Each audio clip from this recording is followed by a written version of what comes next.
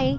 In this video, I will show you how to fix this video is currently unavailable to watch in your location that you have this error on Amazon Prime.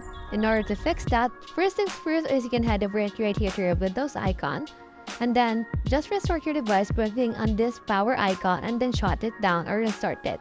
Once you have done that, and if it still doesn't fix your problem, you can head over right here to a new tab and then go to fast.com and discern if your actual internet is fast enough to load the video.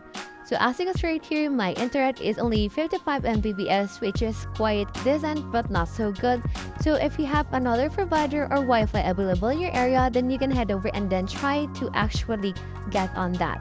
Next thing is to make sure that your actual browser is up to date and it doesn't have any cache.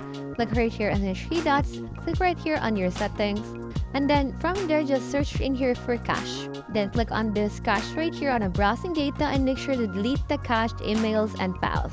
Now the next thing you need to do is to make sure that you have a quality VPN. Search in here for VPN, and then you should be able to see in here some VPNs that you can choose from, like Kaspersky, NordVPN, Proton VPN, as well as ExpressVPN.